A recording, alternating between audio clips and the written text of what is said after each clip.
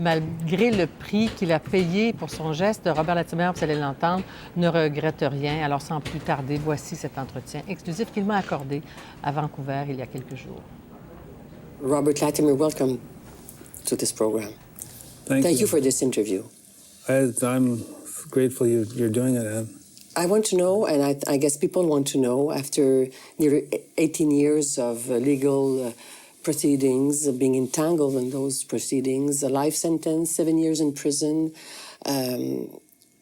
if you are now, because you're on parole, if you feel and if you are a free man. Somewhat more free, but I'm still tied to a 50-mile limit. So I'm not that free. Anytime I go beyond 50 miles, I need a paper, like a permit, travel permit or something like this. So you have to get one of these. You need papers like that to go beyond 50 miles. You need permission. And this is for life? The lady told me it was for life, yes. There's no basis for it, because theoretically they do these things on an individual basis, but the parole people have always shown a real eagerness to do as much damage to me especially as they possibly could, just as the courts have. So to remind you that in the law, in the eyes of the justice system, that you are a criminal, that you are a murderer? Oh, exactly, and it boosts their self-righteousness. I mean, it's they're not thinking at all of the child. What they want is their own image to be put out there as righteous. How do you cope to that on a daily basis? Because you had to have a permission to come. Oh, I know they're wrong, so I mean. But you accept it, you live with it, and you know. I don't have any choice. You'll live with it until your last breath. That's their plan. And what's your plan? Well, I just keep talking against these people. Like, every one of these decisions you get, like to get, say, 5 nights out of a halfway house instead of 2, take well over a year to get, and thousands of dollars. Thousands of dollars? Thousands, yeah. And the first half of that was done free by Michael Jackson, a lawyer in town here, and then another lawyer took it over. Because all of this, and we have to go back to October 1993 to remind us what happened. You took a decision to end Tracy's life, and you still believed up to this day, and you made statements after the first trial, after the Supreme Court trial, that you did the right thing, and that the justice system or the judge or the jurors at the time were not being human. You still feel...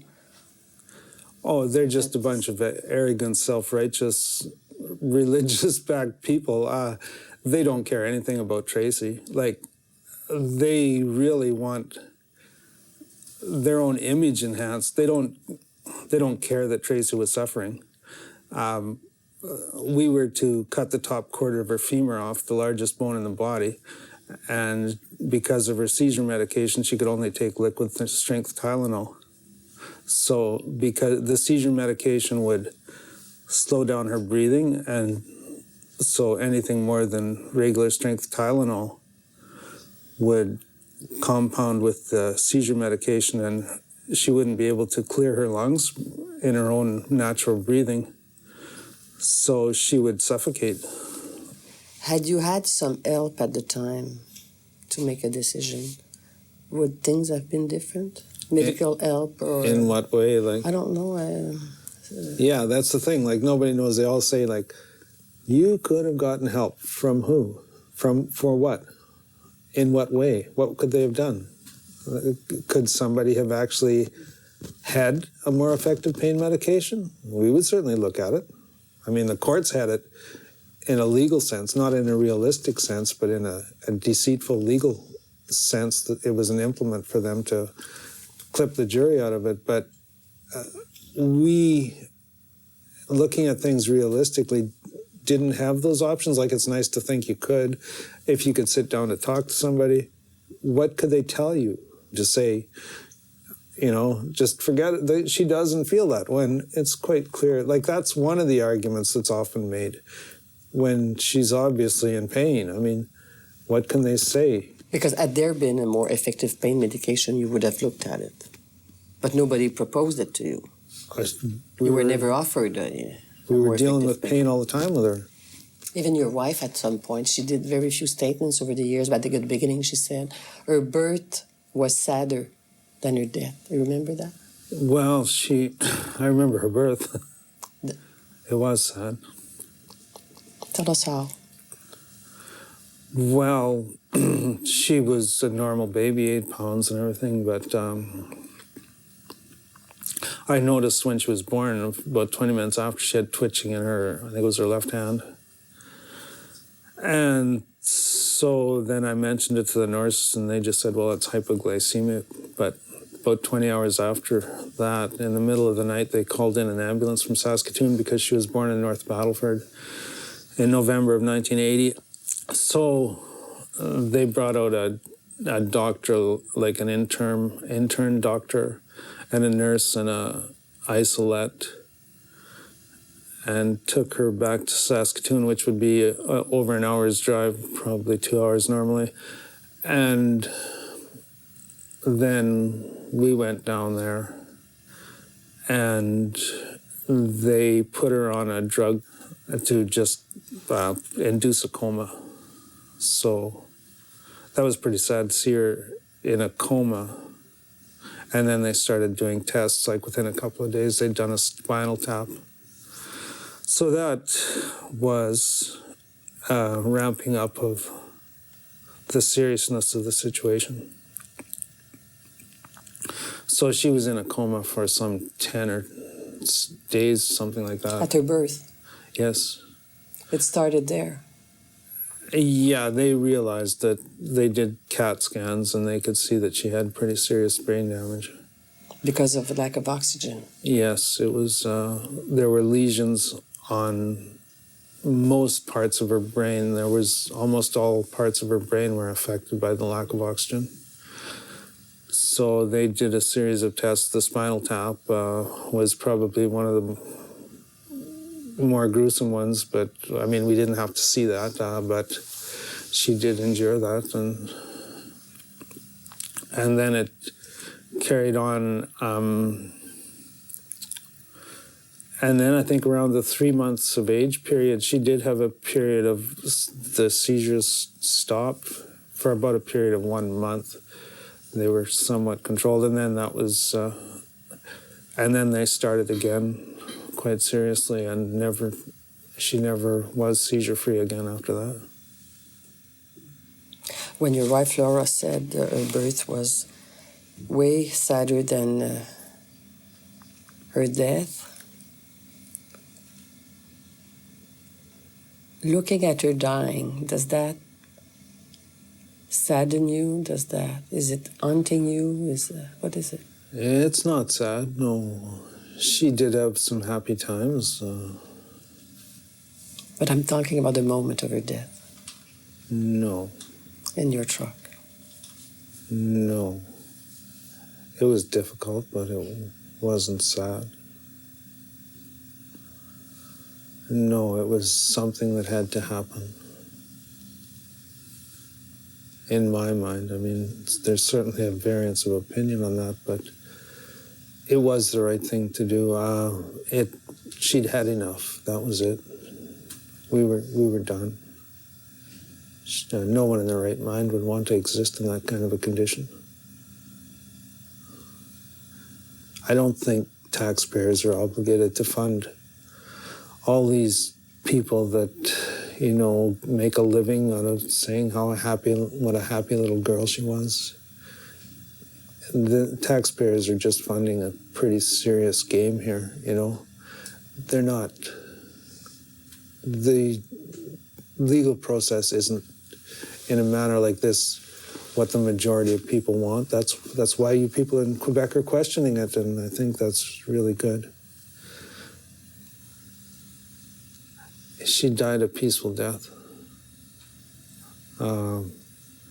To carry on with more medical procedures, even the back operation, there was a 10% risk she wouldn't survive that. we didn't want her dying in a hospital. It was a better death she had at home.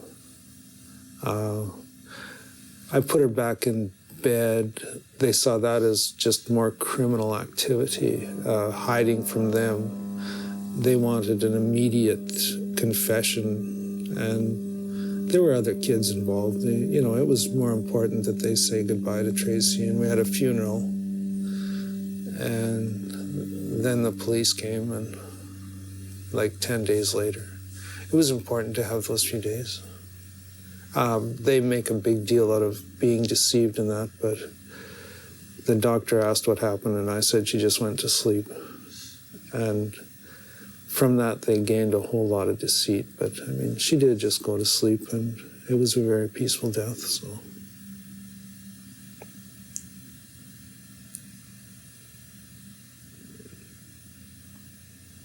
When parents lose a child, it's so tragic that they can hardly survive this. Yeah, and I think, too, as in our case, as had been mentioned before, like her birth was a pretty serious blow. It was pretty sad. So it was just incrementally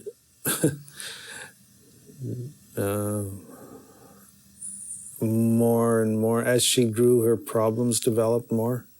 You'd get... It was like everybody's going to have to go, everyone is going to end up dead. Like, there's no doubt about it. But does life have to be like pure survival? I mean, her situation, it was extremely sad when she was born. And as she developed, her problems developed, her body became more twisted, and that if she could have lived a happy life, like in some parts of her life were happy, she was happy at times, but as her body continued to twist, there wasn't going to be any good results because it was just a procession of operations. So the fact that a loss, you know, an immediate loss is not quite the same as enduring an increasing level of losses, loss after loss after loss. 13 years. Yeah, like it's a loss of happiness or more pain and more pain, more operations, more hard times, more... it's pretty easy for these people to say she was terrifically happy. I read somewhere where I'd counted up, the prosecutor said, happy little girl in the second trial some 38 times. Like, that was the message. That's what Canadians funded this fellow to say. He was promoting a happy little girl, and she was at times. But near the end, that was not the case. She wasn't even sleeping the last... You know, Laura had never seen her asleep in the last few days of her life. The dislocated hip had, over a year and a half, become more and more intolerable, and as the doctor said, she realized she was in serious pain because she scheduled Tracy to have an operation due to a cancellation. It wasn't scheduled to happen for some time yet, and it was after the 1-year recovery period. I think it was the previous August when she had the rods put in her back. So her operation was scheduled for November 4th of 1993. Some people might say, why didn't he let her go? She was 38 pounds, 12 years old, suffering, but she would have died eventually, maybe of that operation. Oh, yeah, there was a good chance she could have died there. Why didn't you let her go naturally? It was a better death she had than what she would have had in trying to endure some operation. We'd seen the results of the back operation. I mean, that's a pretty serious thing. It's torture. It's torture. It's torture. It's mutilation. Not to the righteous, but it's God's will to in their eyes. But they're a pretty sadistic bunch. You can't just have like a guinea pig, someone wondering if they'll survive if you put in a feeding tube or probably blood transfusions, or in some cases, like when Tracy had an operation, she would lose more blood than she had in her body. Like, opponents say also that you relieve Tracy maybe of her pain, unsustainable pain, but you relieved yourself of a burden. How do you react to that? It was good not to see her suffer. It was a relief. It was important for her to not suffer anymore. So whoever's being relieved, fine. These people that say that, they're also being relieved with their little venting. So, they're probably getting the most out of the whole legal business is these people that know and understand how righteous they are.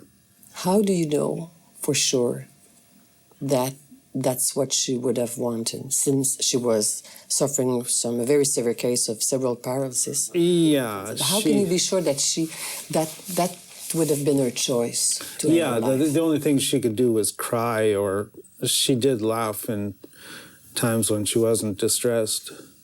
But you don't have any pure guidance. You just have to think about what would you want for yourself in a situation like that. And it's pretty clear. Like, I would never want to go through anything like that, nor would the vast majority of Canadians. They're pretty clear, too, in the surveys. Like, they don't want to be force-fed with a tube, mutilated. And Tracy had gone through a lot, like with the back operations, the rods in her spine.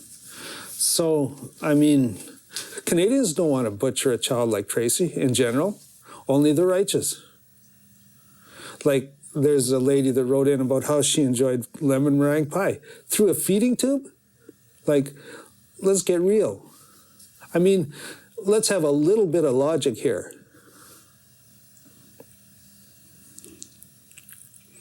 So when you did end Tracy's life, you believed you were right morally? I know I was right. But did you know that you were wrong legally? There's certainly a legal aspect to it, but that was of no consequence at the time. It was more important to deal with her problems. Ending Tracy's life was, for many people, and for you at first, an act of love, an act of mercy. For a part of people, it's a murder.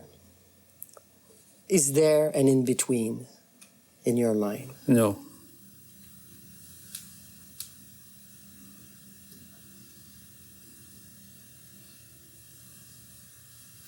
And I mean, you're never going to satisfy everyone.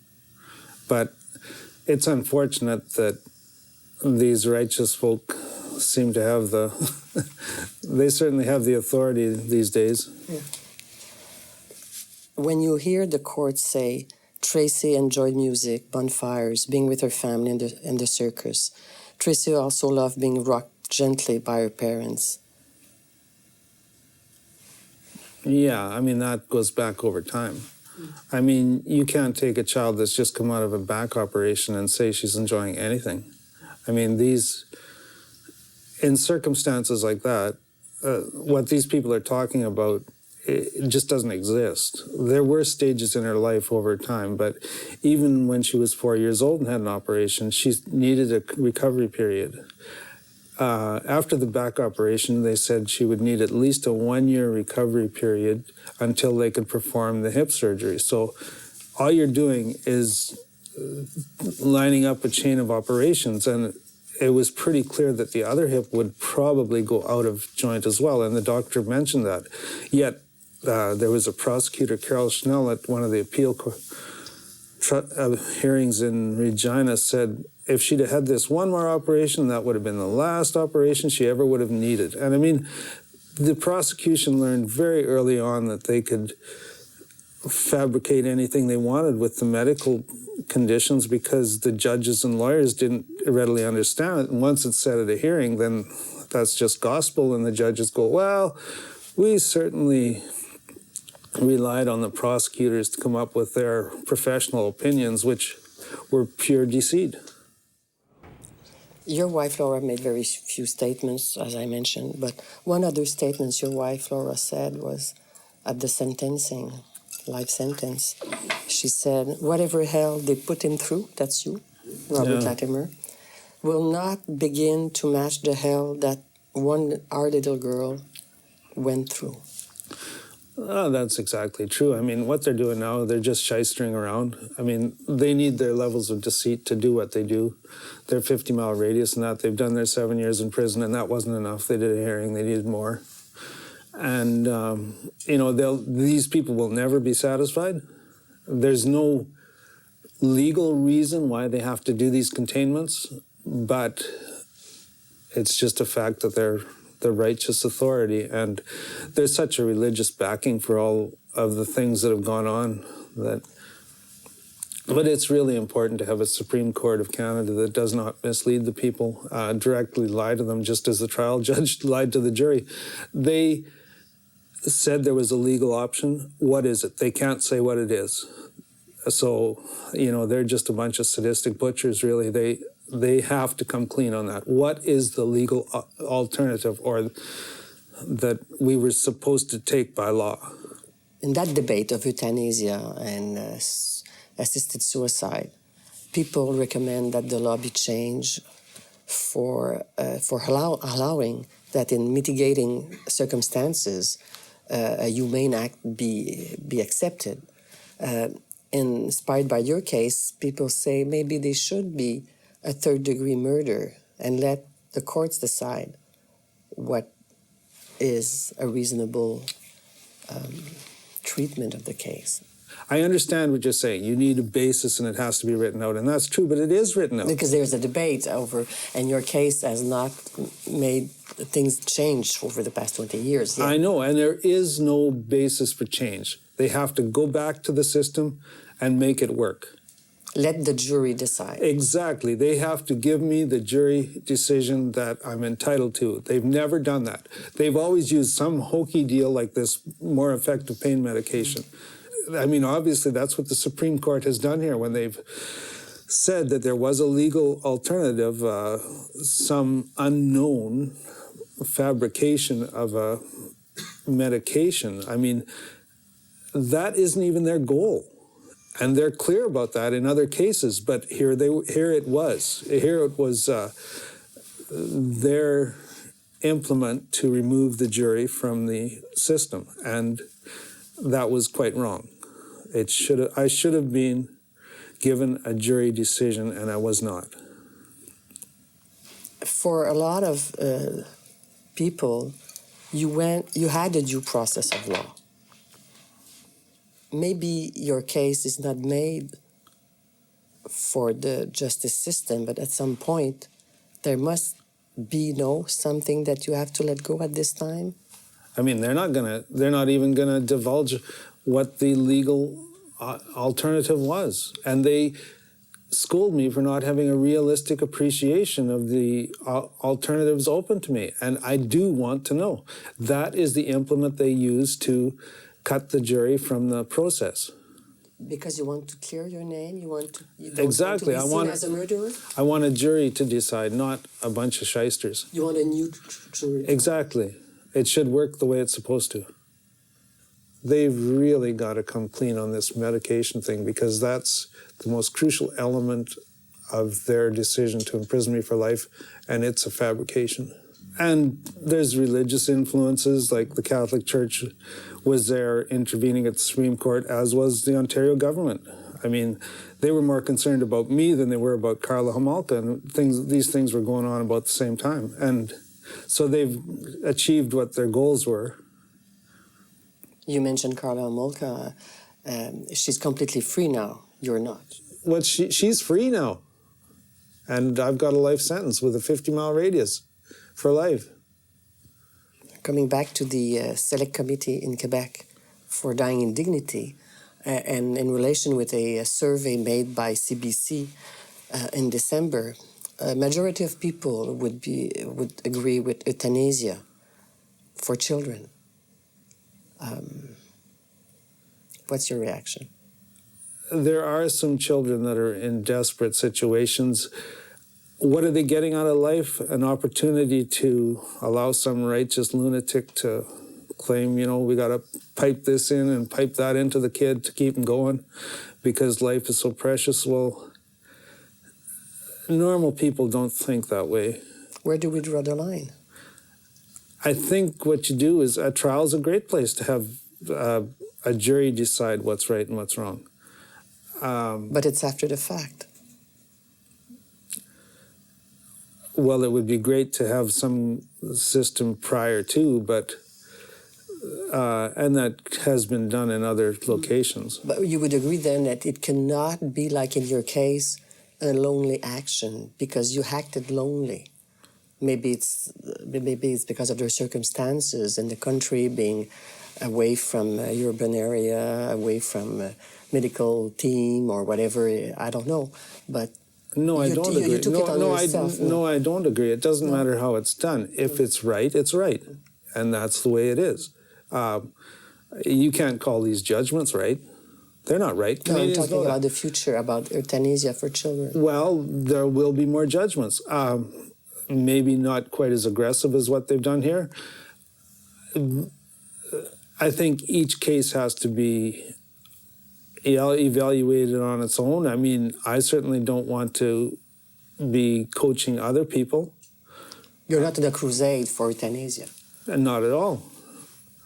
No, but I mean, there are some pretty desperate situations. But a lot of people have said that a proper response to your tragedy, if there had been a mercy killing, it would have been properly dealt with by society. Yeah, I think the whole thrust of those arguments is they got a little too crazy, Like, it wasn't a malicious act, but they claim it was. So, I mean, and they judged it was. They decided it was. And that's all that counts is they signed that paper. Like Vinny said, they signed it. So it doesn't matter what they said or how they said it. It's going to happen. But you let it to politicians or to other people to decide if it's mercy killing in a criminal code would be a proper response?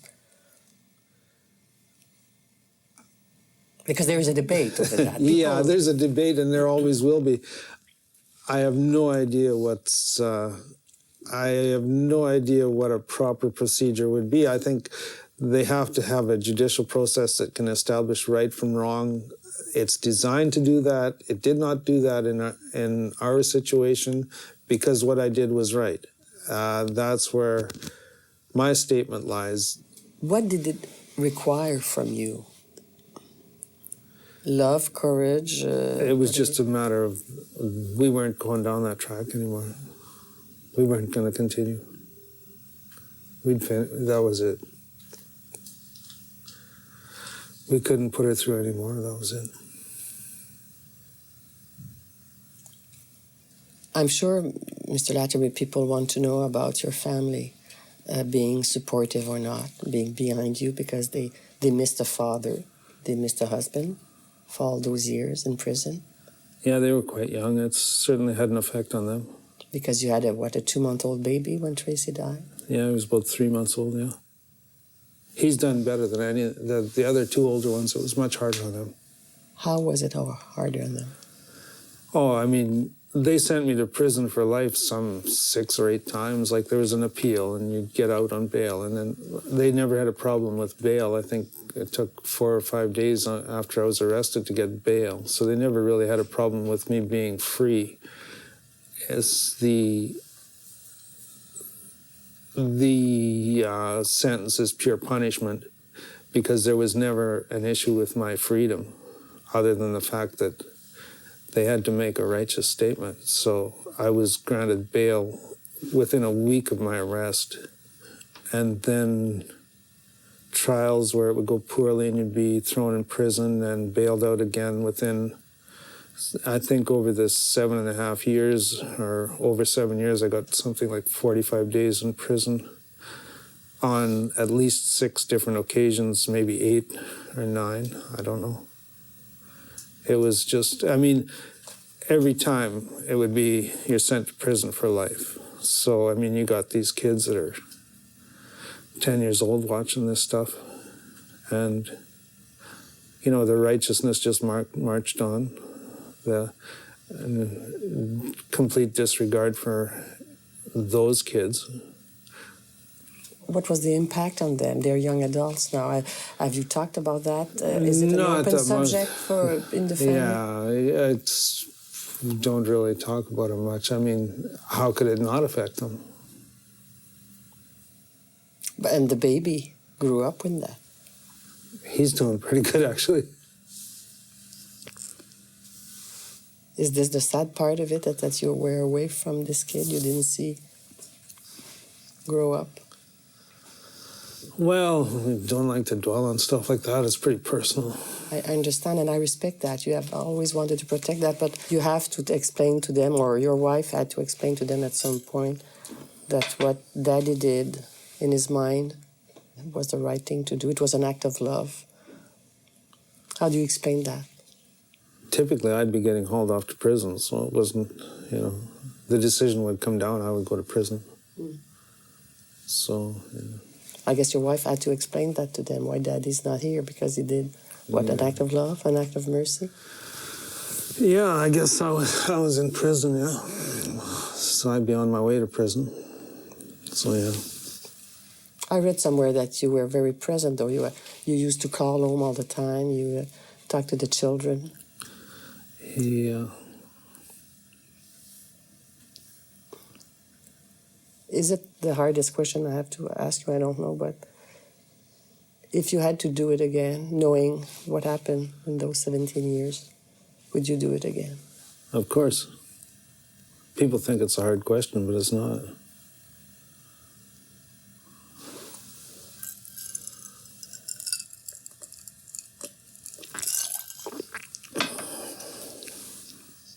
Did you pay, personally, a high price for that? In cash, in life, yeah. Yeah. And as your family paid the highest price for that? Most likely, yeah. Yeah, you can't subject kids at 8 and 10 years old to that without some kind of negative influence. Lots of kids have lots of problems, I guess. Mm-hmm. So you sort of hope for the best, but... Have they blamed you for that? Like you gave your life and you... I don't know. I don't think so. They certainly don't appreciate all the... mostly they're confronted with reporters. It's the police rarely show up or anything like that. It's reporters. It's always been a situation where I would go to prison. They didn't feel the need to come out and get me and take me to prison.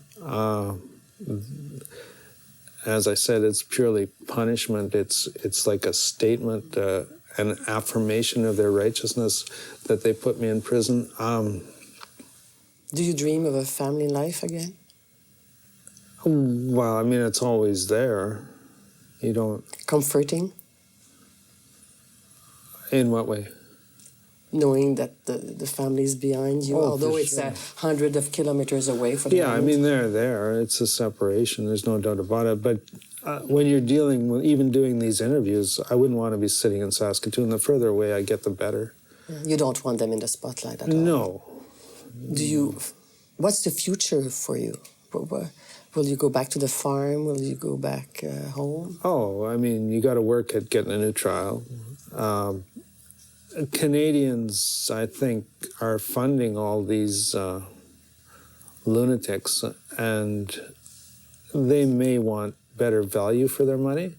They may want more truth in judgment, hopefully.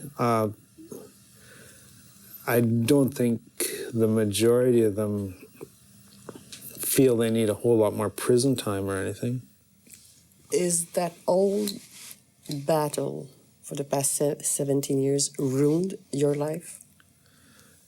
No, I mean, the upside is the public response. I mean, it's incredible to read some of the letters that people have written. There's thousands of letters.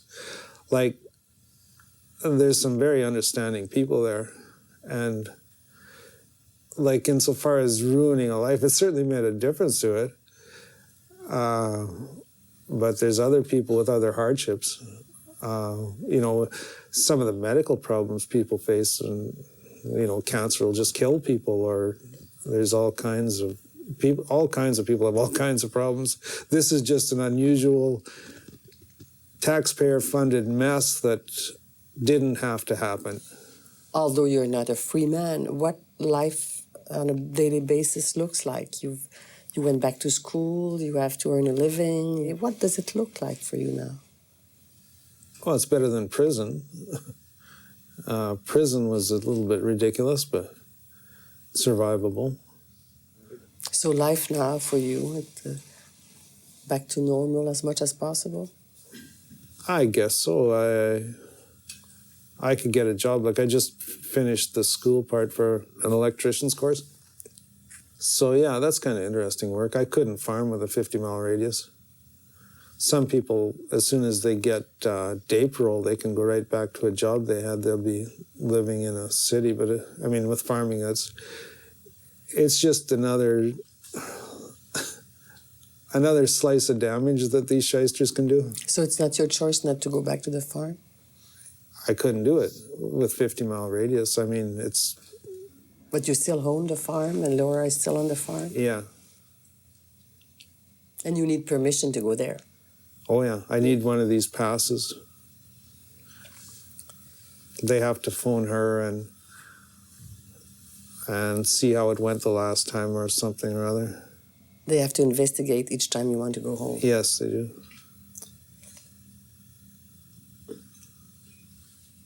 For you now, is life worth living? Are you a happy man? Oh, yeah. I mean, it's what it is, yeah. And nobody's completely happy, I don't think. Some maybe are. Thank you very much. Thank you.